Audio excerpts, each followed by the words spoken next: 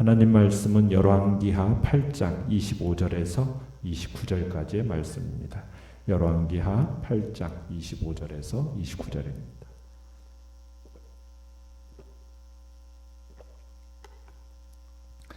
열왕기하 8장 25절에서 29절 우리 한 목소리로 같이 읽겠습니다. 시작.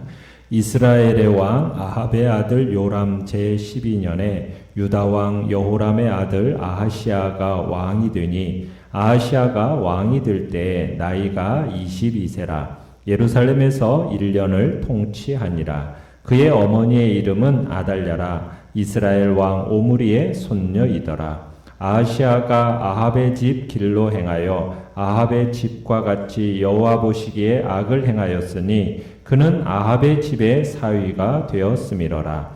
그가 아합의 아들 요람과 함께 길라 라못으로 가서 아람 왕 하사엘과 더불어 싸우더니 아람 사람들이 요람에게 부상을 입힌지라. 요람 왕이 아람 왕 하사엘과 싸울 때 라마에서 아람 사람에게 부당한 부상을 치료하려 하여 이스라엘로 돌아왔더라. 유다의 왕 여호람의 아들 아하시아가 아합의 아들 요람을 보기 위하여 내려갔으니 이는 그에게 병이 생겼음이더라. 아멘. 오늘 하나님 말씀은 제목은 악한 자들이 연합할지라도 라는 제목입니다. 남유다의 여호람 왕 대를 이어서 아하시아가 왕이 되었습니다. 원래 여호람은 많은 왕자를 두었었습니다.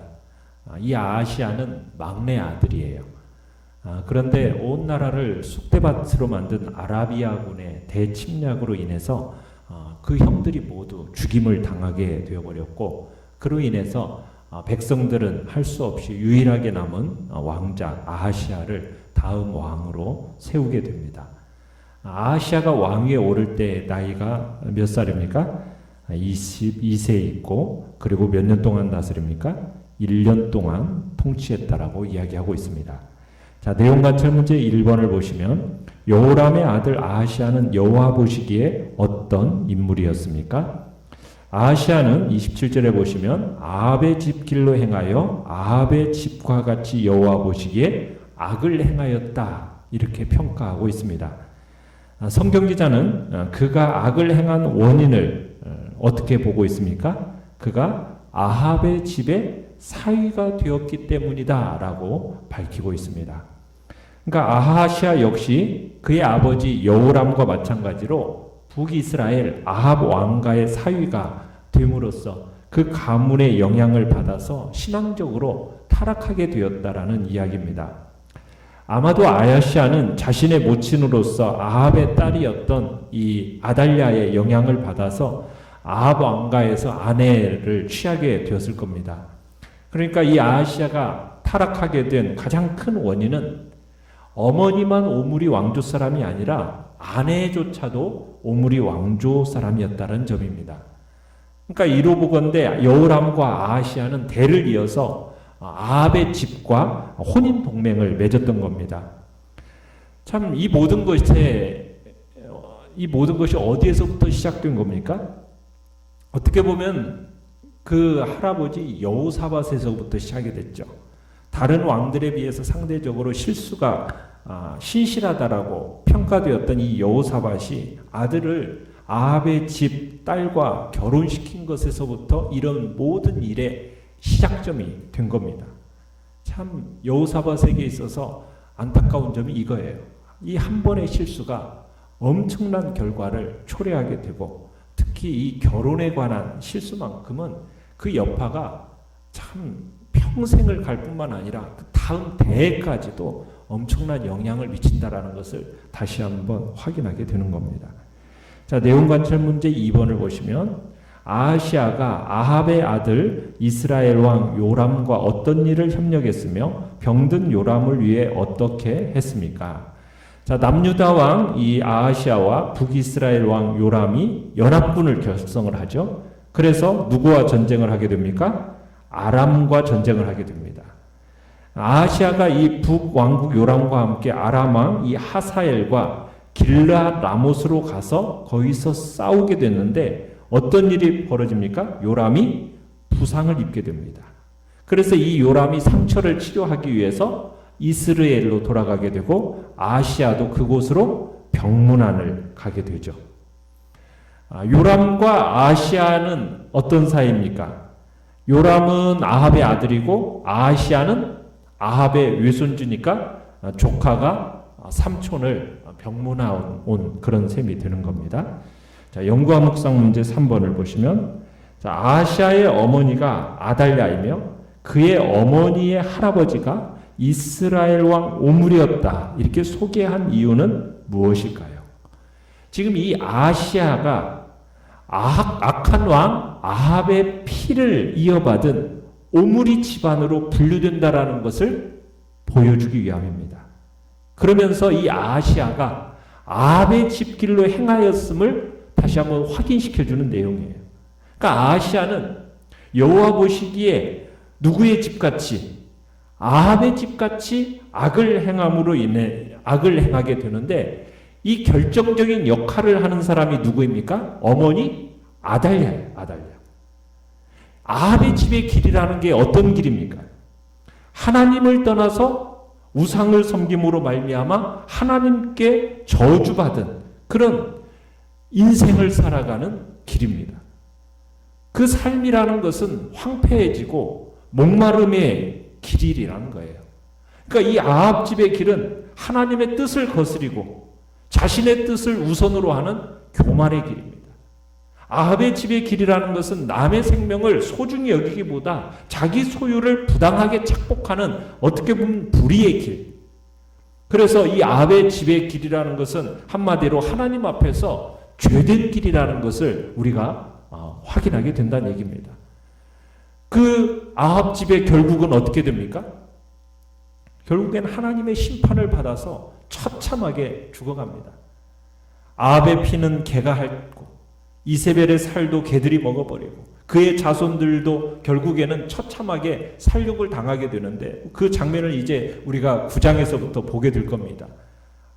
엘리사에 의해서 기름 부음 받은 예후에 의해서 처참하게 죽임을 당하는 그 길이 아합의 집의 길인 겁니다. 자, 그런데 그 길을 누가 쫓아가고 있는 겁니까? 남유다 왕 아하시아가 쫓아가게 되고 그 아하시아의 최후도 이 아합의 집의 최후와 마찬가지로 비극적인 최후를 맞게 된다라는 것을 우리가 보게 되는 거죠. 그래서 아합의 집의 길이라는 것은 멸망의 길이라는 것을 보여주고 있는 겁니다. 자, 그런데 이 아합의 집의 길을 지금 누가 결국 이 아하시아에게 영향력을 끼쳤다고요? 어머니 아달랴가 아들 아하시아를 절대적인 영향력으로 조종했던 겁니다. 그래서 아하시아의 어머니 아달랴는 오므리의 손녀요. 악한 왕 아합의 딸로서 정말 무서운 여자였습니다. 남편 여호람이 살아있을 때는 남편을 타락시켜서 하나님을 떠나 우상 숭배에 이끌더니 그래서 나라를 전체를 파멸로 이끌더니 이제는 아들 아하시아를 타락시키는 악한 어머니가 됩니다. 그러니까 아들을 이제 휘두를 만큼 드센 여자였던 거죠. 근데 여기에서만 끝나지 않아요. 우리가 이제 또 보겠지만 아하시아가 죽고 난 뒤에는 어떤 일이 벌어지는지는 정말 끔찍한 일이 또 벌어집니다. 정말 이 아달랴라는 여자는 죄의 바이러스처럼 어떻게 보면 요즘 시대에 코로나보다도 더 무서운 여자예요. 2대에 걸쳐서 그 다음 때까지 완전히 생명을 다 다윗의 왕조를 그 불빛을 꺼버리려고 하는 그런 무서운 여자가 병들게 만드는 무서운 존재가 바로 이 아달랴입니다. 한 여인이 아내로서 남편에게 그리고는 어머니로서 자녀들에게 끼칠 영향력이라는 것은 상상을 초월하는 거죠. 그래서 어떤 안 믿는 여인을 데려다가 변화를 시켜서 믿음의 사람으로 만들겠다라 이것은 정말 생각하지 말아야 된다는 얘기예요. 처음부터 심지가 곱고 하나님을 올바로 섬기는 사람을 선택해야 됩니다. 믿음 좋은 집안, 어떻게 보면 여호사밧의 집안이라는 것은 그만큼 믿음 좋은 집안이지 않습니까? 그런 집안으로 아달랴가 시집왔지만 아합의 딸 아달랴는 하나도 변하지 않았습니다. 오히려 여호사밧 집안을 우상숭배 집안으로 변질시켜버리는 겁니다. 그만큼 죄의 힘이라는 것은 무서운 겁니다. 정면으로 부딪혀가지고는 이긴다는 보장이 없어요. 그래서 처음부터 아예 이 죄의 바이러스는 원천 봉쇄시켜야 되는 겁니다. 악인들과는 함께 타협하지 말아야 되고 손잡지 말아야 됩니다. 순식간에 이 죄악이라는 것이 들어와서 번져서 자신뿐만 아니라 자식까지, 손주까지, 그 다음 세대까지 오염을 시키는 것이 바로 이 죄의 바이러스이기 때문입니다. 그래서 우리가 누구와 교제하는가, 이 문제는 우리의 인생을 결정하는 아주 중요한 문제입니다. 우리가 선한 사람들과 교제하면 그들이 정말 우리에게 선한 생명의 길로 인도할 겁니다. 그러나 악인과 교제하게 되면 우리를 사망의 길로 인도한다는 얘기입니다. 그래서 잠언 4장 14절로 15절에 이런 말씀이 있습니다. 사악한 자의 길에 들어가지 말며 악인의 길로 다니지 말지어다. 그의 길을 피하고 지나가지 말며 돌이켜 떠나갈지어다. 우리는 늘 하나님의 뜻에 순종하는 사람들과 교제하기를 힘써야 된다는 얘기입니다. 그래서 우리 성도들은 정말 교제의 대상으로 삼아야 할 사람들은 세상적인 즐거움을 가지고 그리고는 우리를 넓은 길로 인도하는 그런 사람들이 아니라 때로는 우리의 잘못에 대해서는 사랑으로 지적해 줄 줄 알면서 생명으로 좁은 길로 그렇게 함께 걷자고 말하는 그런 사람들과 함께 교제하는 것이 중요하다는 얘기입니다. 우리 주위에 그런 사람들이 그런 사람들을 찾아서 교제한다면 삶의 의의 열매를 풍성하게 맺게 될 것입니다. 느낀 점 4번을 보시면 아시아와 요람은 친인척 관계였습니다. 이들이 악을 행하면서까지 자신들의 부귀와 권세를 지키기 위해 힘을 합치는 모습을 보며 무엇을 느낍니까?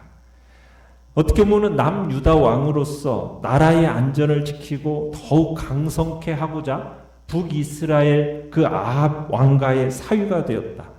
이건 참 아시아가 선택할 수 있는 어떻게 보면 지극히 인간적인 술수였습니다. 아시아는 이 결혼 동맹이라는 걸 통해서 자신의 안위를 보장받으려 한 거죠.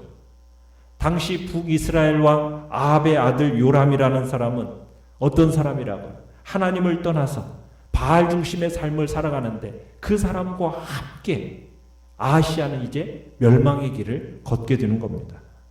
그러면서 함께 아람 왕 하사엘 그를 이제 친인척 관계, 이 동맹이라는 것을 맺어서 이제 함께 도와서 싸우죠. 마치 남과 북이 마치 하나가 된 것처럼, 그죠? 남과 북이 갈라져 있긴 하지만 마치 하나로 통일된 것처럼 보여지는 시대입니다. 그러나 이들의 동맹이라는 것은 어떤 동맹입니까? 여호와 하나님을 완전히 배제한 지극히 악한 자들의 연합이 바로 이 동맹이에요. 이 동맹이 결국에는 어떤 결과를 가져오게 됩니까? 결국에는 이 동맹으로 말미암아 엘리사에 의해 기름 부음 받은 예후에 의해서 여호람이 죽을 뿐만 아니라 이것이 올무가 되어서 아합의 집 심판과 함께 아시아도 그 집안으로 분류가 되어지고 결국 아합의 집에 대한 하나님의 심판의 도구로 사용된 예후에 의해서 이 아시아도 죽임을 당하게 된다는 사실이에요. 이런 걸 생각할 때 우리가 누구의 손을 잡고 어떠한 사람으로 분류되는가 이게 너무나도 중요하다는 것을 보게 되는 겁니다.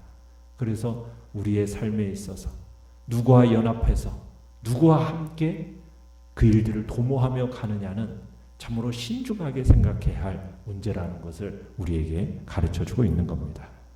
결단과 적용 5번을 보시면 나는 악한 일을 도모하는 데 발빠른 자입니까? 선한 일을 이루기 위해 힘을 합하는 자입니까?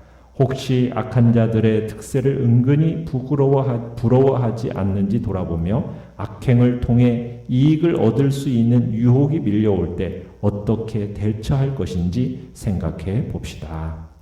자, 오늘의 기도 같이 읽겠습니다. 시작. 악한 자들의 유혹 속에서도 악의 편에 서지 않고 오직 주님의 편에 서 싸워 이기게 하소서. 아멘.